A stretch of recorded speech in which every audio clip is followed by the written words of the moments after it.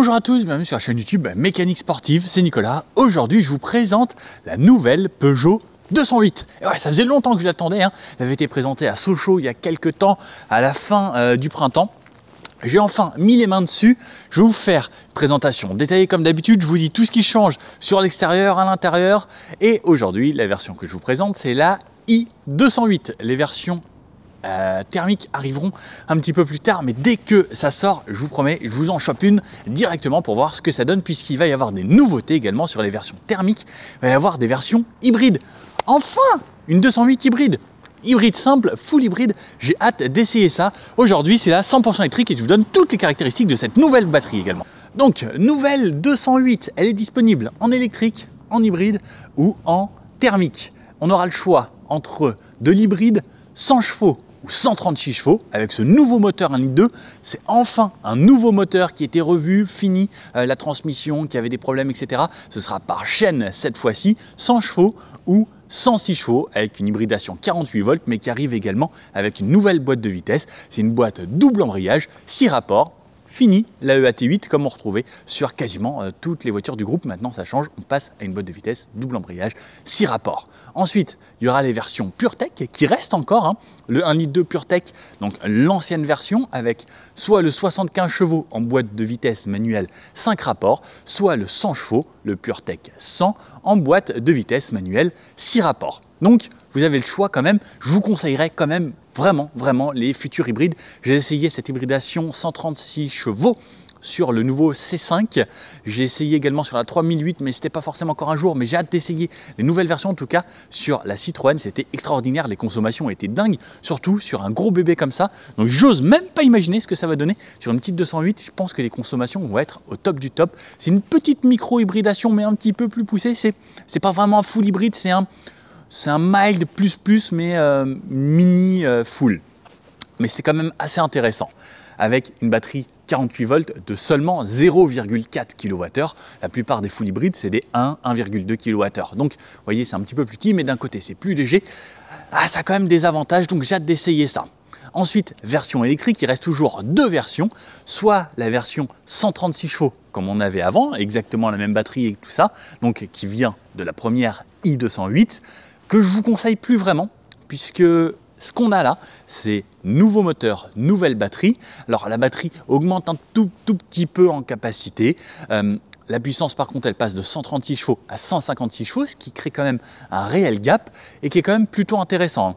Au niveau des 0 à 100, la version 136 chevaux, ça faisait un 0 à 100 en 9 secondes. Là, on passe en 8 secondes 2, ce qui est quand même plutôt bien. On a une autonomie cette fois-ci annoncée en WLTP de 410 km. On verra quand on prendra la voiture, elle sera annoncée à 400 km, ce qui est plutôt raisonnable, hein, surtout pour une petite voiture comme ça. On verra ce que ça donne. Bien sûr, je vous fais un test de consommation sur tout type de route. Et on va voir même sur la fin, je vous ferai un petit test où je fais une partie seulement à 90, mais je ferai également les 0 à 100, les accélérations en route dynamique. Comme d'habitude, vous connaissez la chaîne. Au niveau de la recharge et de la batterie, on a une batterie maintenant 51 kWh, donc petite upgrade. Au niveau de la batterie réelle, c'est une 48,1 exactement, et avant c'était une 46,3 kWh en capacité nette. Au niveau de la recharge 100 kW maximum, on a le chargeur 7,4 ou 11 en option, et on sera sur 30 minutes pour un 20 à 80%. Vitesse maximum pour cette voiture limitée à 150 km/h électroniquement. Après, ce qu'il faut savoir, c'est que dès qu'on dépasse 110 km/h, ça consomme beaucoup plus. Donc 150 km/h, vous n'irez pas très loin dans tous les cas. Elle sera disponible ensuite en 3 finitions. On aura de l'Active, de l'Allure et de la GT sur cette version électrique que je vous présente aujourd'hui. C'est une finition GT, donc la plus haut de gamme en plus avec toutes les options. Elle sera disponible en 7 couleurs et il y aura un nouveau jaune Agueda, je crois que ça se présente comme ça. Et il sera gratuit en plus directement avec cette voiture. Sinon, les couleurs, pour avoir des couleurs un peu plus sympas, c'est entre 200 et 750 € d'options. Au niveau de la taille, peu d'évolution, hein, 4,05 m de long, 1,75 m de large et 1,43 m de haut. Donc ça reste une voiture quand même assez compacte, aux alentours des 4 mètres. Top pour la ville et pour le quotidien. Au niveau du poids, on est environ à 1000-1100 kg pour les versions thermique. Une hybride, ce sera 1200 kg, un poil plus lourde, et les versions électriques, donc celle-ci aujourd'hui, environ 1455 kg, donc beaucoup plus lourde que les autres, mais j'avoue que ça se ressent très peu au final au volant, surtout avec ce petit volant. On n'a pas parlé tarifs. La nouvelle 208, elle commence à partir de 19 200 € pour la version entrée de gamme. Pour la version électrique en entrée de gamme, la moins chère des électriques, elle commence à partir de 33 500 €. Et si on veut une full option, on rajoute 5 000 € soit à la version entrée de gamme, soit à la version électrique. Donc on arrive aux environs 38 000 pour une version full option. Et pour ceux que ça intéresse, la batterie, elle pèse 340 kg, ce qui reste plutôt correct. Après, c'est une petite batterie. Alors, qu'est-ce qui change sur cette voiture? Sur l'avant, on peut le voir assez rapidement. La première chose qui choque, ça va être ça, les blocs optiques. Donc, avant, pour ceux qui se rappellent, la griffe venait s'insérer directement avec le bloc optique du phare avant. Là, ils ont séparé les deux parties. Donc, on a 3 blocs distincts à l'intérieur ici, donc pour les phares, les pleins phares. Et ensuite, on a 3 griffes, donc une partie entièrement en plastique ici, donc ça s'est élargi, ça s'est abaissé, ça s'est séparé. Donc, voici la principale différence pour moi qu'on va remarquer, en tout cas sur l'avant et sur l'arrière. Pareil, on verra que les phares arrière ont aussi évolué. Donc, ça, c'est le gros changement. 3 griffes, ça va arriver partout. C'est sur la nouvelle 508, c'est sur la nouvelle i2008, c'est sur la nouvelle i3008 qu'on va essayer très prochainement en février normalement. La i3008, ils ont tout remonté et ça, ils l'ont collé au bloc. Ça fait vraiment très bizarre. Par contre, j'avoue que je suis plus fan de ce qu'il y a là que sur le 3008. Pourtant, le 3008, c'est aussi une voiture qui se vend énormément. Ensuite, là, on a des petites entrées d'air à cet endroit-là. Alors, je ne sais pas où ça mène puisqu'on n'a pas de rideau d'air sur les côtés. Donc, ils ont travaillé l'aérodynamisme directement comme ça. On a les petits radars de parking ici. On a des caméras 360 degrés. Est-ce qu'on a ça là? Non, ce pas des vraies caméras. C'est comme d'habitude. Ils se rappellent avec la photo devant et derrière, mais caméra avant et arrière. Ensuite, donc ça, la principale chose, nouveau 208 écrit à l'avant, à l'arrière et également le E qui a changé sur le côté que je vous remontre juste après, avec ce nouveau lettrage et surtout avec cette forme un petit peu, c'est une sorte de petite montagne, c'est mignon, donc incliné des deux côtés. Ensuite, on retrouve le logo ici, le logo qui n'inclut pas les radars, puisque les radars sont juste en dessous. J'aurais bien aimé qu'ils reprennent le logo de la 308, il me semble que ça les inclut, hein, si je ne dis pas de bêtises. Donc, nouveau logo également, caméra à l'avant, la plaque qui est positionnée en plein milieu de cette grande calandre, cette calandre également qui est nouvelle, avec les traits ici, donc qui deviennent de plus en plus longs. Donc on part des petits, moyens, plus grands et très grands, et ensuite qui viennent se refondre ici pour amener une sorte de petit dégradé sur la partie calandre. Ça, c'est les radars, donc pour les aides à la conduite. Sur cette version, j'ai la conduite de niveau 2 grâce aux caméras là-haut, plus ce radar ici. Donc ça me permet de pouvoir lâcher les mains et faire en sorte que la voiture conduise vraiment toute seule. Donc conduite de niveau 2, c'est régulateur adaptatif plus centrage dans les voies. Ensuite, on a une petite lame sur cette version GT très jolie, peinte en noir laqué, avec des éléments noirs laqués qui se retrouvent ici. Et j'avoue que le contraste blanc et noir est assez sympa. J'avoue que j'aurais bien aimé avoir ce nouveau jaune qui pète parce que j'adore la couleur. Après, en blanche, elle est assez discrète. On peut voir que ça fait une sorte de biton puisqu'on a également le toit panoramique à l'intérieur. Et également les rétros en noir, plus les entourages en noir. Ouais, ce petit biton, lui, va bien. Qu'est-ce que vous en pensez, vous, ce nouvel avant? J'avoue que j'ai hâte de connaître votre avis. Ouais, je suis plutôt pour. J'ai eu un petit peu de mal au début, je trouvais que ça la rendait un peu moins agressive. En fait, l'autre avec juste son croc, c'était fin, c'était effilé. J'ai l'impression que là, même si ça reste quand même des lignes, bah, vous voyez, ça s'est un petit peu arrondi et je trouve que ça la rend peut-être un petit peu plus féminine. Qu'est-ce que vous en pensez? Sur le côté, pas d'évolution, clairement, à part ce petit E juste ici. Ce n'est plus le petit E minuscule, c'est un E majuscule avec 3 traits et en bleu et blanc. Plutôt joli. Là, comme vous pouvez voir, tout est noir. Tout est peint, toujours ces arches de roue spécifiques à cette 208 que je trouve très jolies, qui rendent la voiture encore un petit peu plus bombée. De ce côté-là, on a la trappe de recharge. Donc comme je vous disais, on pourra recharger jusqu'à 100 kW en 7,4 ou en 11 selon le chargeur.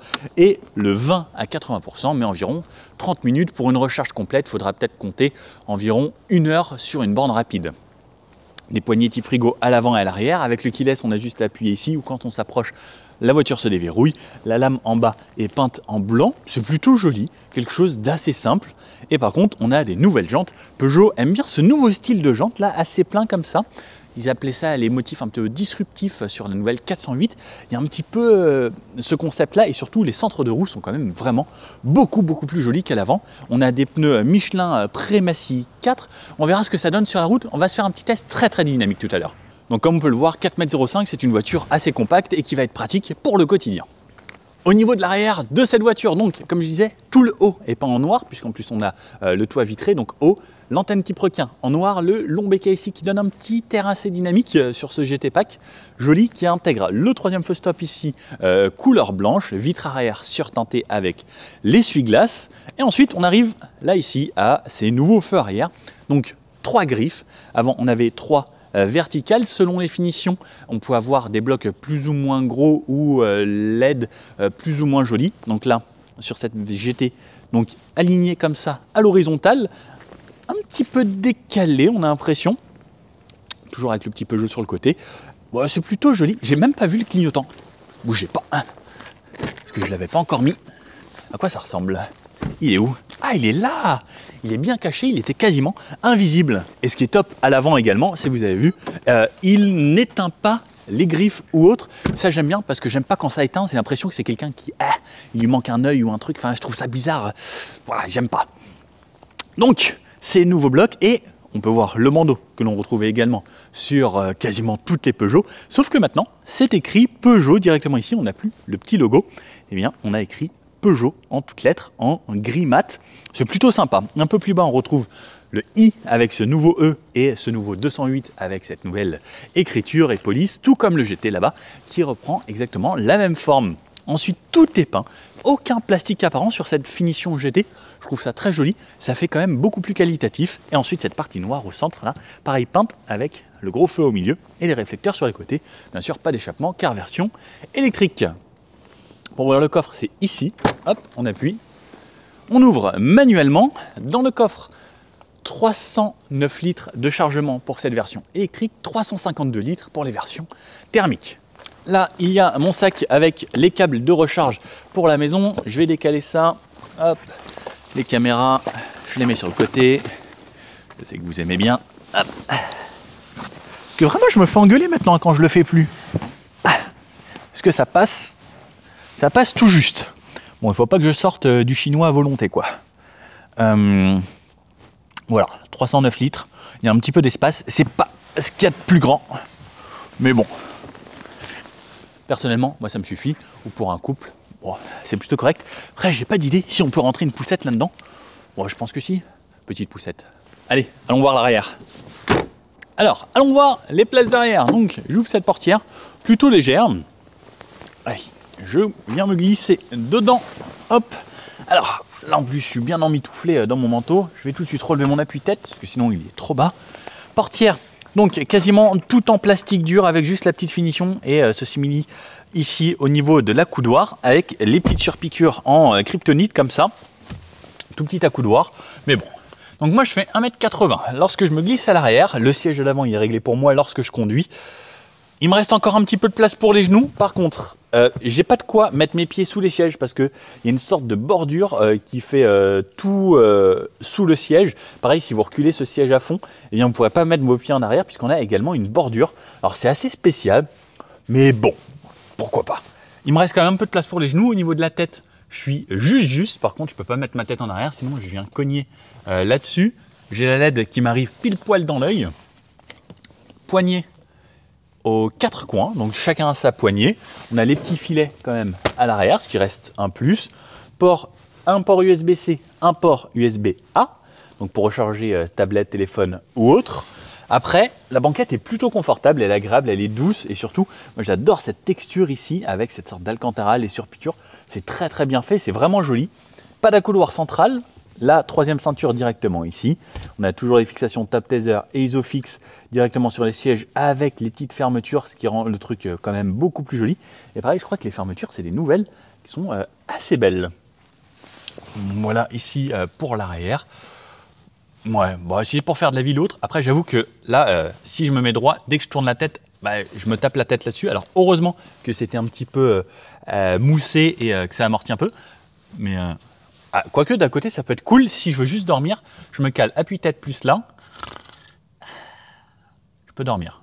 Ouais, pas mal pour ceux qui arrivent à dormir en voiture. Perso, moi j'arrive pas du tout à dormir en voiture. Je préfère conduire. Tunnel central ici. Ça c'est monté sur des petites lanières. Donc normalement ça devrait pas trop gêner. Hop, j'enjambe tout ça. Les rails sont montés trop loin donc je peux pas forcément faire ça. Mais je peux pas le faire de l'autre côté parce que mon siège réglé pour moi, je peux pas passer mes pieds. Donc j'empiète sur l'espace des autres. Oh la vache, oh le dossier. Oh c'est mou. Oh, c'est d'une mollesse. Ah par contre ça, on dirait un petit matelas. Donc ça par contre c'est confort. Au niveau de la tête, bien comme sur les côtés, si je vais en arrière, je vais me cogner la tête là. Si je me mets vraiment droit, je suis calé. Donc pas forcément fait pour les grandes personnes à l'arrière, sinon il faut se tasser un petit peu. Et moi en faisant 1m80, ça va. Les genoux ne touchent pas non plus. C'est pas forcément la place idéale, mais ça va. Par contre, très très gros avantage à cette voiture, c'est que j'ai ce grand toit ici, qui est quand même vraiment joli, ça fait plaisir de la voir, ça amène de la luminosité dans l'habitacle, même la vue que j'ai sur l'avant en étant ici, c'est plutôt sympa. Bon allez, je vais vous faire découvrir tout ça. Allez, je vous emmène, point de vue de Nico, découvrir cette voiture, donc poignée, de cette façon avec là toujours ça, au cas où on veut fermer, le rétroviseur ressemble à ça, pas d'évolution là-dedans. Alors, la portière, donc partie plastique dure, cette partie imitation carbone qui font depuis des années que je trouve quand même assez stylée. Ensuite, les petites surpiqûres ici, toujours la même chose pour les fenêtres et les rétroviseurs. On retrouve un éclairage d'intérieur ici, donc avec le bandeau LED. Et ensuite, donc des vides-poches ici pour mettre des enveloppes ou autres. Ensuite, on retrouve donc des petites surpiqûres là. De ce côté-là, on a l'enceinte. Ici, le badge Peugeot, donc pareil avec cette nouvelle écriture. On a un siège électrique pour moi, mais manuel pour le passager, avec, là ici, les petites vagues dans le dos. Pas de tapis aujourd'hui, double pédale puisque électrique, de quoi ouvrir le capot. Ici, on a une option, c'est pour la conduite de niveau 2 et le centrage de voie. Et ensuite, les sièges ressemblent à ça, donc plutôt joli hein, sur cette version. Regardez, avec cette sorte d'Alcantara, plus les surpiqûres, plus tout.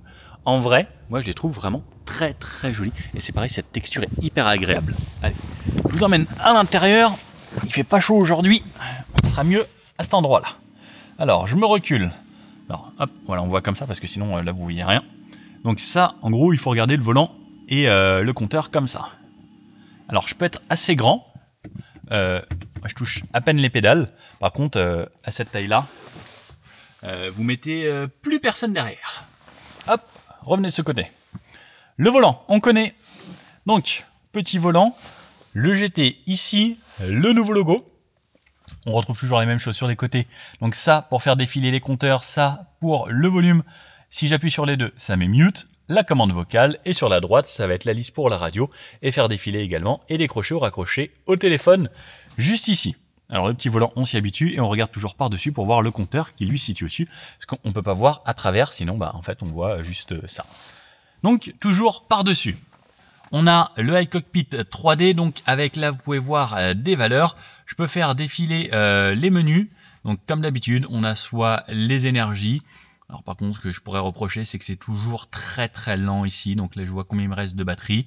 Je peux mettre des cadrans. Voilà, c'est pas hyper rapide. Alors j'avoue que moi j'aime bien quand c'est dynamique. On peut avoir les aides à la conduite. Donc ça, si vous connaissiez les anciennes Peugeot, pas d'évolution, ça reste toujours la même chose. La navigation, si je veux avoir le GPS directement, c'est quelque chose de très sobre le GPS. Ensuite, je peux personnaliser le 1 ou le 2. Donc là, il me dit zone personnalisable. Donc celui-ci n'a pas été personnalisé. Moi, j'aime bien me laisser mes consommations. Ensuite, à gauche, vous avez la réserve de batterie. À droite, la vie du véhicule, donc avec 1230 km. Celui-ci est tout neuf. Là, ici, la vitesse en km/h, les aides à la conduite, la lecture des panneaux là-haut, le petit Peugeot en bleu, blanc, rouge en bas. Et si on allumait les phares ou autres, et quand on fait les appels de phare, il passe en bleu tout en haut à gauche. Voilà, le compteur ressemble à ça. On a toujours là, ces parties ici où ça traverse. C'est plutôt joli, j'aime bien la casquette. Clignotant. Ensuite, on a cette partie-là ici effet carbone qui traverse la totalité, mais surtout, comme vous pouvez le voir, alors là c'est léger de jour, mais avec cet éclairage LED qui traverse, qui amène un petit plus clairement, ça rend ça un petit peu plus moderne, et pareil on peut changer les couleurs selon les thèmes, donc là par exemple tout est en bleu, c'est en bleu, on peut personnaliser également à chaque fois. Derrière on retrouve de ce côté-là les essuie-glaces, de ce côté-là on retrouve appel de phare et les feux auto, on a bien sûr le mode feu automatique, et ça va être pour le régulateur de vitesse. Alors hop, si je me le mets comme ça, vous pourrez voir, donc cruise c'est comment ça s'appelle, régulateur, off c'est pour éteint, limite c'est pour limiteur. Ensuite on peut réactiver avec le play pause ici, et la distance là, mémoriser ou lecture des panneaux, et ensuite derrière on a des touches ici pour plus vite ou moins vite.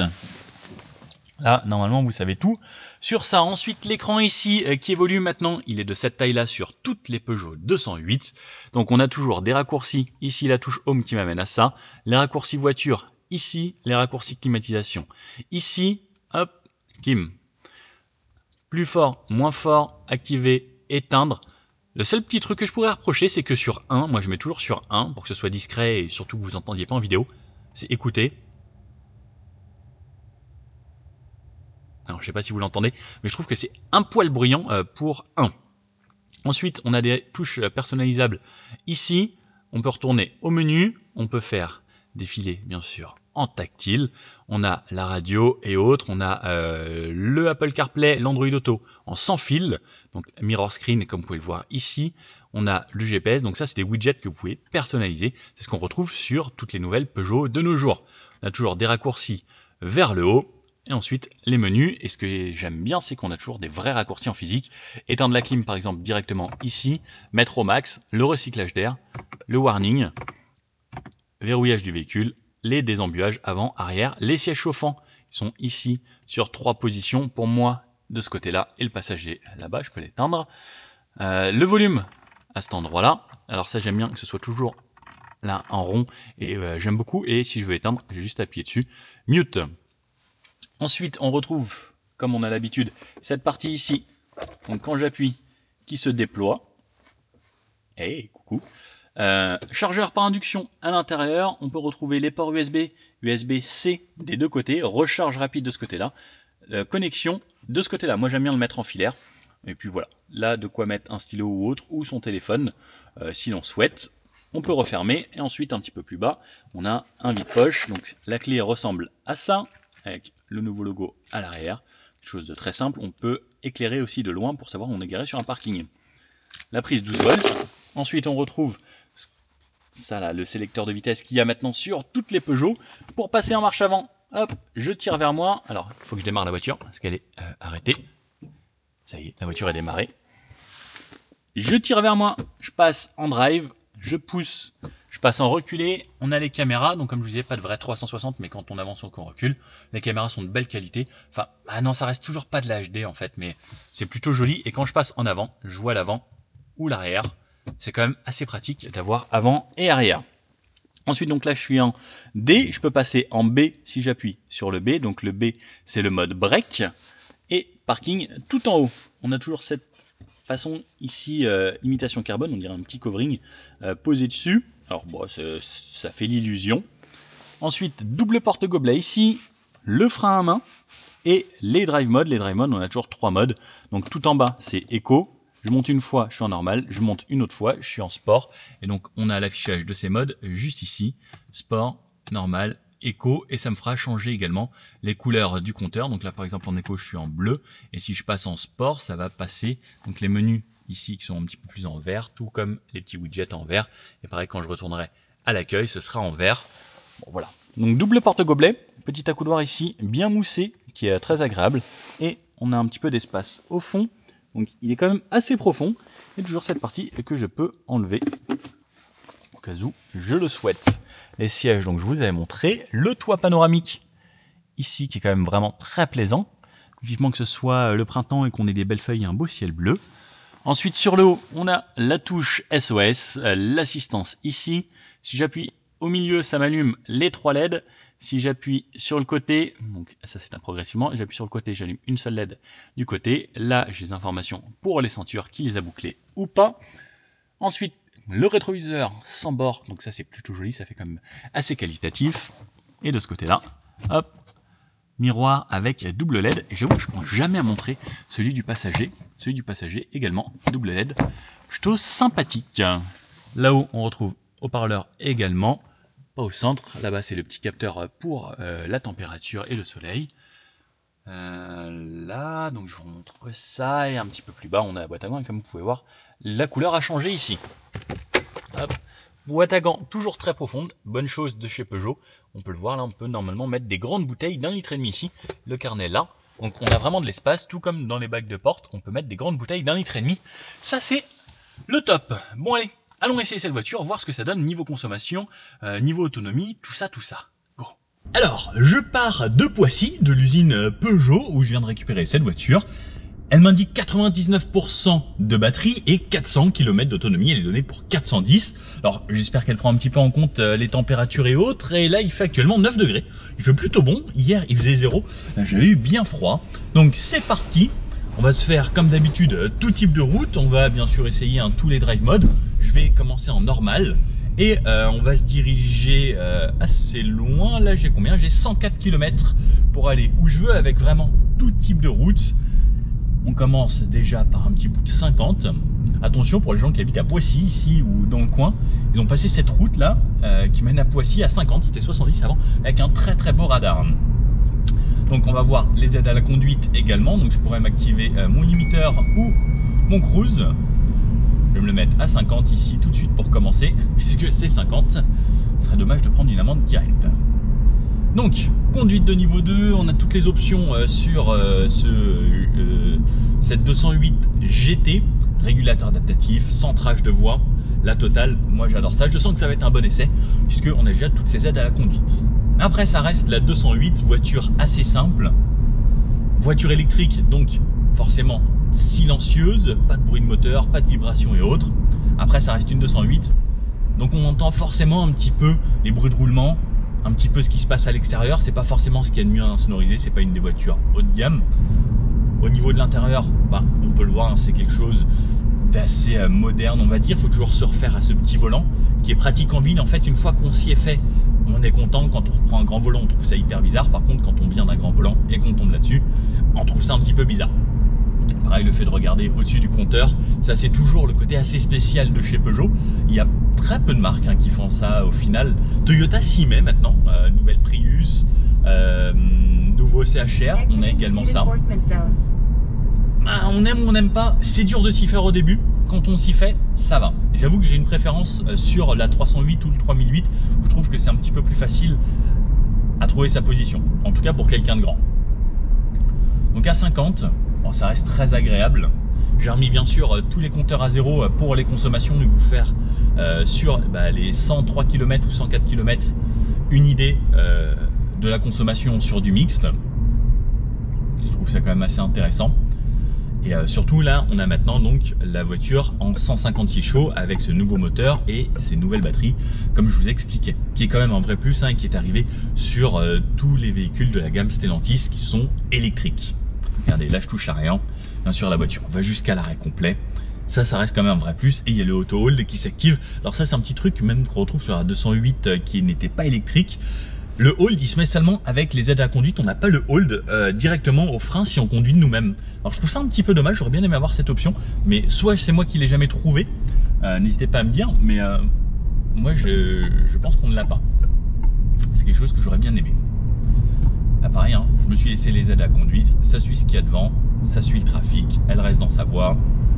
Pour moi, ça reste un gros plus, même en ville, dans les bouchons et autres. Je trouve que c'est quand même un vrai avantage. Après, on a ce côté assez réactif de l'électrique. À chaque fois qu'on freine, ça recharge un petit peu. Donc ça permet, si on joue bien le jeu, même lorsqu'on est en mode B, si on conduit tout seul, de quasiment jamais toucher à la pédale de frein. Mais dans tous les cas, comme c'est une voiture électrique, à chaque fois que vous touchez les freins, ça va d'abord freiner en électrique et ensuite seulement sur la fin avec les plaquettes, ou si vous faites un très très gros freinage, là ça va freiner avec les plaquettes. Sinon, c'est quasiment tout le temps de l'électrique. Si vous jouez bien le jeu de l'électrique, de l'éco-conduite, etc., vous allez beaucoup moins user vos plaquettes. Et il y a des gens qui changent les plaquettes seulement au bout de 200 000 km Autant vous dire que 200 000 km pour la plupart des gens, on a le temps de les voir venir. On entend un petit peu, comme je vous dis, ce qui se passe autour, parce qu'on a du vitrage assez fin. En plus, là, on a le grand toit panoramique. Alors ça, par contre, je trouve que c'est un vrai plus. Niveau luminosité haute, surtout que là, on a un intérieur noir. Alors, il est joli. J'adore cette texture Alcantara et autres. Mais c'est vrai que c'est un petit peu sombre. J'aurais bien aimé prouver avec la Z208, puisqu'en plus, elle a des couleurs fun maintenant. Des intérieurs clairs qui amèneraient un petit peu de gaieté. Mais après, j'avoue que ces sièges sont quand même très confort, ils sont super bien, même la texture et autres, au visuel et en tout, ils sont quand même très agréables. Et j'ai même, si j'appuie sur le petit bouton ici, la petite vague dans le dos, qui est assez plaisante. Alors, c'est pas un vrai siège massant, comme on connaît sur, par exemple, la 508 ou autre, mais j'avoue que ça fait un petit plaisir, ce petit massage dans le dos. Quand ça fait trop longtemps qu'elle a arrêté, c'est à moi de réaccélérer pour qu'elle redémarre, et ensuite, elle refait le job toute seule. Faut juste qu'elle redétecte bien les lignes. Là ça freine. Et là par exemple j'ai pas le auto hold, donc si je relâche la voiture se met à accélérer toute seule, et même si j'appuie à fond sur le frein ou autre, non j'ai pas, et je n'ai pas le bouton. Ça c'est le petit truc qui est un petit peu dommage. Par contre pour la ville, les réaccélérations 156 chevaux, je suis en mode normal, ça accélère plutôt pas mal, je suis déjà à 40, tout ça dans le silence, et je suis emmené franchement gentiment, c'est bien propulsé, j'ai pas besoin de plus. Et si je mets le mode B par exemple, là ça ralentit beaucoup plus. On n'a pas de vrai one pédale. Sur la fin il faut quand même freiner pour aller jusqu'à l'arrêt, mais ça reste quand même un plus je trouve pour la ville. Si on anticipe assez, c'est plutôt une bonne chose. Ça permet de quasiment tout jouer avec la pédale de droite d'accélérateur, et ensuite de temps en temps freiner lorsqu'on a besoin. Ce qu'il faut savoir également, c'est que la pédale d'accélérateur change en mode B. Elle est beaucoup plus progressive. Donc on n'a pas du tout le même feeling lorsqu'on est en B ou en D sur la pédale d'accélérateur. Par contre, comme je dis, l'avantage en fait du B, c'est quand je relâche, ça freine. Donc là par exemple, le feu passe à l'orange, je le vois là-bas. Je relâche, ça freine tout seul. Et juste sur la fin, parce que il faut que je m'arrête, je viens appuyer sur les freins. Sinon, on peut jouer comme ça dans les bouchons. Ça va jusqu'à 10 km/h en anticipant bien. Alors c'est pas un gros freinage comme un one pédale, mais ça suffit déjà pour régénérer pas mal. Mais comme je dis, après c'est juste pour avoir à utiliser qu'une seule pédale, puisqu'au final ça aura exactement le même effet. Si on touche la pédale de frein, on freinera quand même en électrique sur le début. Là on va se faire un petit 0 à 50. Dans le mode sport je le ferai tout à la fin, sur les petites routes où il y aura personne, on se fera les 0 à 100, ce sera plus intéressant. Mais un petit 0 à 50 là en mode normal. Allez, hop. Voilà, je suis à 50. Ça relance suffisamment. J'ai déposé tout le monde au feu. Et tout ça dans le silence. Ça reste quand même le gros avantage chez ce silence. Pour le quotidien, je trouve que c'est vraiment bien. Là, par exemple, ça tourne. Je suis en mode B. Je relâche. Le petit volant, elle tourne bien. Elle reste bien à plat. Je pense, ça a l'air quand même très dynamique. On va voir ça sur des petites routes. On va aller sur ma petite route préférée, une centaine de kilomètres d'ici. On va voir. J'en fais des kilomètres pour vous. Hein. Allez, on va aller se mettre sur du plus roulant, ça va être du 110. On va voir également si pour s'insérer ça suffit. Je reste en mode normal hein, pour le moment, pas de mode éco ou mode sport. Le mode sport sera tout à l'heure, ou pareil le mode éco on utilisera après. Donc bon, il y a un camion qui se met devant moi. J'aurais bien aimé avoir un petit peu de place. Je vais le laisser partir tranquillement pour voir ce que ça donne niveau insertion. Donc ça va être une petite route à 110. Ça filtre pas trop mal les défauts hein, jusqu'à présent. Ça reste assez agréable. On entend pas mal les bruits de roulement tout de même. Allez, je vais relancer. Donc là je suis à 70. Et si j'appuie vraiment pied plancher, je sens que les 156 chevaux s'y mettent. Avec 156 chevaux, ça suffit largement, clairement. Dans une petite voiture comme ça, c'est très agréable. On double. Ah, monsieur, mais il faut pas doubler après ralentir. Oh.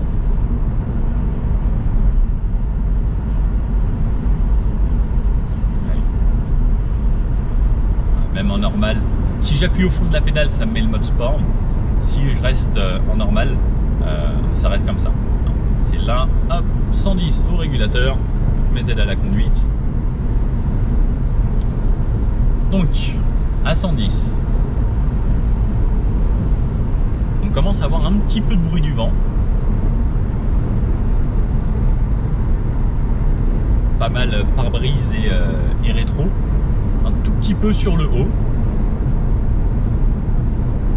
Mais ouais, on entend quand même bien le bruit du vent à 110. Les bruits de roulement, ça va. Ça reste un petit peu contenu, mais c'est un peu moins fort que les bruits du vent. Après, c'est pas une voiture des années 70 non plus, hein. Mais c'est un petit peu présent tout de même.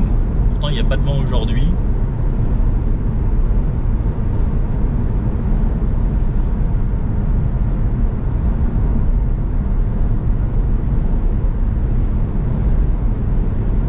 J'entends une sorte de petit bruit.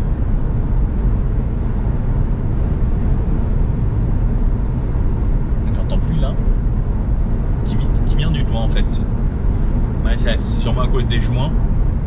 Mais très très léger, genre un petit vent quoi. Ouais, très très léger. Et si je ferme, je peux pas fermer, j'ai mis la GoPro. Mais je pense que ça atténuerait quand même avec le rideau fermé. Mais c'est très très léger. Après, si on se met un petit peu de musique, on l'oublie de suite. Côté sono, j'ai écouté un petit peu en ville tout à l'heure avec la radio DAB ou la radio via le téléphone, donc en HD. Le son est plutôt correct, c'est plutôt bien et la plupart des marques aujourd'hui nous proposent des sons corrects dans les voitures. Et on va voir ce que ça donne donc là sur du long trajet. Donc là il me reste encore 92 km à faire. Donc il y a pas mal de 110 et vers la fin il y a un petit peu de 130. Je vous reprendrai tout à l'heure pour vous refaire un petit bout 90 et 130. Là pour le moment je trace et je continue. Pour le moment, j'ai une moyenne à 22 kWh au 100 km. Il me reste 94%. Donc, j'ai pas de carte de recharge, donc il faut que j'aille là de Poissy, que j'aille jusqu'à Fontainebleau, ensuite que je retourne vers la forêt de Sénart, que je rentre chez moi et que je la ramène demain. Tout ça avec une seule charge.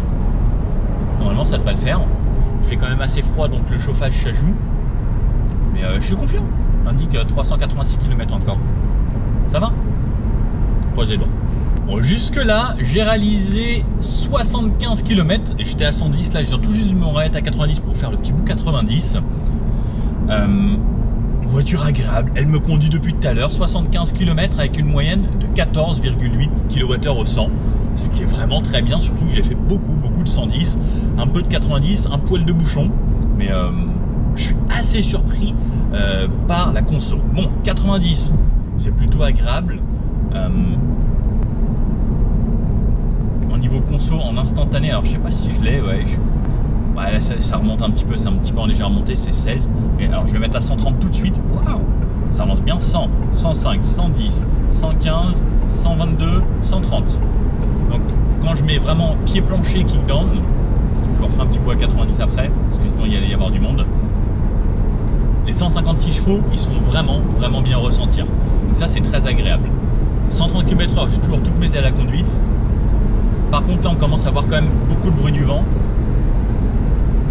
J'entends toujours un petit peu ce qui se passe autour de la voiture. Là les bruits du vent commencent à être assez présents. Les bruits de roulement aussi remontent plutôt pas mal. Après, bon, vous savez, hein, l'autoroute, petit à petit on s'y fait. Et je pense que les 10 premiers kilomètres ça fait un peu de bruit et petit à petit l'oreille s'habitue et on s'y fait. Pareil, on se met toujours un petit peu de musique. À 130 km/h, alors là je suis sur une zone à peu près plane. Ça me dit 23 de moyenne. Pas de moyenne mais en instantané, 23, 23,1, 23,3. Là ça redescend un poil, 21, 19. Ah ça ralentit, est-ce qu'il y a quelqu'un devant? Donc ce qu'il faut savoir c'est qu'une voiture électrique va consommer forcément beaucoup plus à 130 km/h, toutes les voitures. Quand elles sont... Je parle plus français. Toutes les voitures, quand elles sont électriques à 130 km/h, elles vont beaucoup plus consommer, puisque c'est la résistance du vent qui va faire que ça consomme plus. On n'a pas de boîte de vitesse, c'est un moteur, c'est un seul. Donc voilà, ça consomme plus dans tous les cas. Mais enfin, je suis quand même assez surpris de ma moyenne jusqu'à présent, de 15,4 sur 80 km. Surtout qu'il y avait beaucoup de zones roulantes. Je vais peut-être même essayer sur la fin là, de refaire que des petites routes à 70, 80, 90 pour voir ce que ça donne si je reste juste à 80. Voir les consommations, mais à mon avis ça va être très bon pour les gens qui sont à la campagne ou qui font de la ville ou vraiment du périurbain, je pense que ça peut être intéressant. Petite route de campagne très dégradée ici. On va voir ce que ça donne niveau suspension. On va se mettre à 80. Alors je fais exprès de rouler dans les anomalies, les trous et autres, sans faire les gros nids de poule parce qu'on va pas éclater une jante. C'est pas inconfortable. Ouais, ça reste plutôt pas mal. La voiture s'appuie quand même un petit peu puisqu'elle se veut un minimum type et confort. Ça reste une voiture du quotidien et vraiment pour le plus grand nombre. Elle s'emmène plutôt bien. On va voir sur des petites routes dynamiques après. Elle s'appuie vraiment un petit peu sur le début, mais c'est vraiment pas mal. Hop, les gens, attention, merci monsieur, hop, merci madame. C'est vraiment pas mal, ça reste la petite 208 en voiture du quotidien. Heureusement que c'est confort. Dans ces sièges, je suis plutôt bien. Je suis vraiment bien maintenu, même ici là, au niveau du dos et au niveau de l'assise, c'est franchement pas mal. Bon, elle reste assez agréable. Ça relance bien, c'est fluide et c'est surtout ultra progressif. Et c'est surtout constant, en fait, il n'y a pas de rupture de couple ou autre. C'est ça l'avantage de la voiture électrique également. Donc là, il va y avoir le gros trou. Est-ce qu'il tourne à gauche, à droite? Il tourne à gauche. D'habitude, je le passe un petit peu plus vite ici, mais... Alors, c'est assez confortable sur le début. Ensuite, ça devient assez ferme. Sur la fin, on va dire, le début de la suspension est plutôt bien agréable. Oh, là, c'est sale. Hop, on va passer à la voiture, elle est toute blanche, elle est toute belle. Et ensuite, on commence à ressentir un petit peu quelque chose d'un peu plus ferme. Donc pour le côté dynamique, je pense que ça va être assez intéressant parce qu'une fois qu'elle va s'appuyer, normalement, elle devrait être assez sympa. Trouver un petit dodan, on va passer dessus. Ouais, ça filtre bien. Ça filtre bien en fait toutes ces petites anomalies, tous ces petits défauts et les petits dodan. Vous avez l'habitude du test rond-point, donc allez, avec un petit peu de rythme. Donc moi je suis plutôt bien maintenu dans les sièges. Là, ce petit volant est agréable justement pour faire ce genre de bêtises. Allez, dès qu'on prend un petit peu plus de rythme, ça tient bien. Alors hop, ça se met à sous-virer par contre. Donc on a une voiture qui est quand même plutôt bien équilibrée. Ça sous-vire, c'est pas méchant. Le SP rattrape un petit peu. Hop. Ouais, ça va juste sous-virer en fait. Même sur le changement d'appui ou autre, elle reste plutôt stable. Juste on perd un petit peu l'avant qui glisse. Ça c'est pas méchant. Pour rattraper ça, il suffit juste de freiner un petit peu. Alors attention, pas trop fort pour pas faire basculer l'arrière, mais juste du sous-virage, on ralentit et on reprend du grip. Et voilà, on passe les 100 km, moyenne à 15,6 kWh au 100, ce qui est très bien pour ce genre de moyenne et surtout ce genre de chemin avec tout type de route. 15,6, ouais, c'est vraiment, vraiment pas mal. En étant en mode normal, pas en mode éco, sans avoir fait d'éco. Vous avez vu, il y a eu quelques petites accélérations et autres. Franchement, la voiture se débrouille vraiment, vraiment bien. Et c'est top, puisque ça évolue. Et comparé à l'ancienne, vraiment, là, on est quand même beaucoup mieux et beaucoup plus efficient. Bon, allez, on arrive sur ma petite route préférée. Donc, cette fois-ci, je vais passer en mode sport. Mode sport qui me change un petit peu la voiture, qui me change l'éclairage qui est configuré. Et beaucoup plus de répondants. Je l'avais pas essayé jusqu'à là. Et ah ouais, les accélérations n'ont rien à voir. Elle tient super bien la route. Alors ici, ça sautille un petit peu, mais waouh, ça relance super bien. Oh, mais c'est vraiment très sympa ça comme voiture, dis donc. Ça accélère fort, ça freine bien, ça tient bien la route. C'est un petit kart. Alors pauvre téléphone ici, là, mais, oh, je suis assez surpris. C'est fun. Ça peut être très marrant. Pourquoi ils font pas ça en PSE? Peugeot, pensez aux gens qui veulent un petit peu de sportif. On arrive un peu sur les freins, ça s'ouvre un poil, mais c'est bien arrivé à la route quand même, hein. Je suis assez surpris. Très plaisante. En vrai, elle s'emmène super bien, elle s'appuie un petit peu, elle garde ce confort, mais en même temps, elle reste fun. Le poids se fait pas trop sentir pour une voiture électrique. J'aime beaucoup, franchement j'aime beaucoup. On teste le rayon de braquage, hop. Bon, petite citadine, ça braque forcément bien. Et l'accélération en sport, franchement 156 chevaux, c'est très plaisant. Ouais, ça marche bien quoi. Alors on reste dans les limites, hein. Mais hop, allez, gros freinage. On sent un tout petit peu de poids, mais ouais, ça reste bien. Je crois pas grand chose à dire. Hein. Elle tient bien la route. Au niveau de la direction, c'est plaisant. Ah, si je l'emmène un poil sur les freins, je sens l'arrière qui enroule gentiment, mais comme il y a toutes les aides à la conduite qui sont restées activées, le SP va vite rattraper. Et en réaccélération, elle se rappuie bien. Franchement, s'ils en faisaient une version sportive, je pense que ce serait très très marrant. Avec des bons pneus, vous mettez du PS4S là-dessus.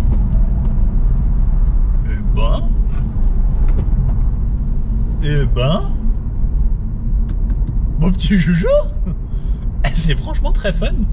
On n'oublie pas que c'est des pneus pour de l'efficience, donc des pneus de voiture électrique. Donc en vrai, mettez des bons pneus, ça peut être une voiture très fun même pour la montagne. Ça peut être super cool. Alors ça consommera beaucoup plus sur la montée, par contre sur la descente on va récupérer de l'énergie. J'aime bien, franchement. Je suis assez bluffé, très fun. Oh petit Joujou, tiens. C'est où? Petite version, pas GTI mais GTE ou PSE comme ils appellent ça maintenant, le département sportif chez Peugeot. Ouais, ça pourrait être intéressant. Allez, là on est sur une route, il n'y a personne, on se fait le 0 à 100 donc en mode sport. C'est parti.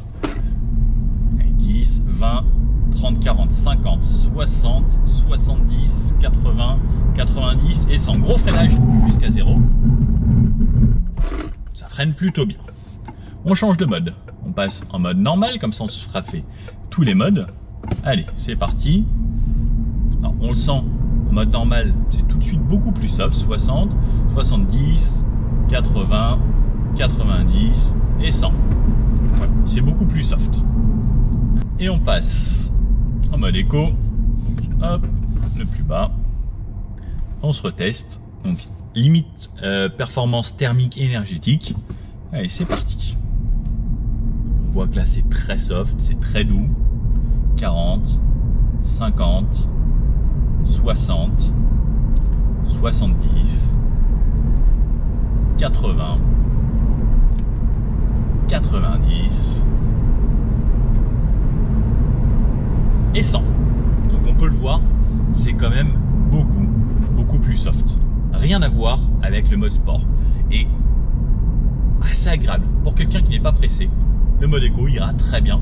Et là, je pense qu'on pourra faire de sacrées économies d'électricité. J'allais dire de carburant, mais non, ça ne carbure plus. Bon allez, ce que je fais, donc je garde mon trip trajet 1, le trajet 2, je le remets à 0, seulement le 2, et je vais vous faire un test de consommation pour voir ce que ça donne à plus faible vitesse en étant en mode éco. Je resterai donc cette fois-ci en mode éco sans dépasser les 80 km/h sur des petites routes de campagne. Je vous fais pas tout le tour hein, parce que sinon vous allez vous ennuyer. Je vous reprends là-dedans bientôt pour vous donner les consommations. Vous êtes prêts? Et voilà. Bon, à votre avis, combien? Vitesse moyenne 60 km/h sur 40 km. J'ai réussi à descendre à 12,6 kWh au 100 km, ce qui est vraiment pas mal. Et au total, 146 km, 15,5, ça m'a baissé un petit peu. Il me reste 200 km, donc on est parti avec 400, j'ai fait 150. Il reste 200, donc ça a consommé un petit peu plus parce que oui, effectivement, on a fait de l'autoroute, on a fait de la route un petit peu plus roulante, mais ça reste plutôt correct pour ce genre de voiture, en sachant qu'on est quand même l'hiver. Et là, il faisait entre 7 et 8 degrés, là il refait 8 degrés. Je me suis laissé le chauffage tout le long à 21 degrés, avec le petit massage dans le dos. Plutôt bien. Je m'étais pas mis les sièges chauffants. J'aurais pu baisser un peu la température et mettre les sièges chauffants, mais j'ai décidé que non, j'allais mettre plus de chauffage. Donc 21 degrés dans l'habitacle, c'est quand même vraiment bien. Voilà. Bon allez, c'est parti. Petit débrief. Bon alors, cette nouvelle Peugeot 208 électrique, donc i208, qu'est-ce qu'on en pense? Alors, au niveau du style extérieur, moi déjà la première, je la trouvais juste waouh, surtout en jaune. Ce jaune, je trouvais magnifique. Et c'est vrai que toutes les couleurs qui pétaient, le jaune ou le bleu. Là, en blanche, bon, elle est beaucoup plus discrète. L'évolution, alors oui, ça se fait un petit peu sentir, les griffes, les crocs, etc. Alors, J'avoue que j'étais très fan de l'agressivité de la première avec juste un seul croc. Après voilà, on voit que ça évolue. Elle a l'air un petit peu plus gentille celle-ci, mais elle a quand même toujours ce style ultra reconnaissable. Et de toute façon, maintenant, je pense que toutes les Peugeot vont passer maintenant à 3 crocs de chaque côté, tout comme à l'arrière. 3, pourquoi?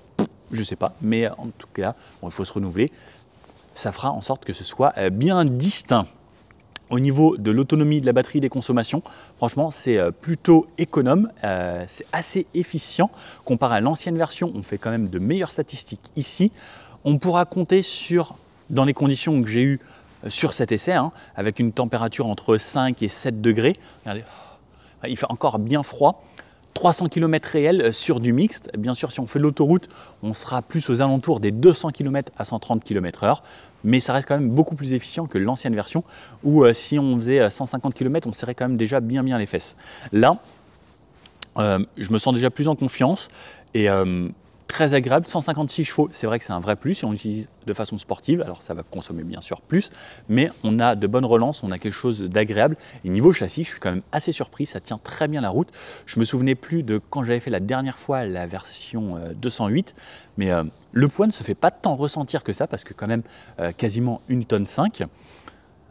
J'avais pas l'impression d'avoir un véhicule d'1,5 tonne et c'est le côté assez agréable. Et ce petit volant change aussi la donne. Bonne voiture. J'aimerais bien que Peugeot vous fassiez une sorte de petite voiture comme ça, un petit peu sportive, comme, je ne sais pas si vous avez vu au salon de Munich, je vous avais présenté la petite ID2 GTI. Une 208 PSE ou GTIsée, ce serait quand même très cool. Bon, si vous aimez cette vidéo, n'hésitez pas à mettre le petit pouce bleu comme ça, à vous abonner sur la chaîne. On est déjà plus de 100 000 abonnés. Merci à tous ceux qui le sont. Je vous fais tous des bisous parce que vous êtes très gentils pour ceux qui sont abonnés. Et si vous n'êtes pas encore abonné, je compte sur vous. Et puis je vous dis à bientôt pour une prochaine vidéo. Et n'hésitez pas à mettre dans les commentaires ce que vous voulez que j'essaye comme voiture. Allez, à bientôt. Ciao.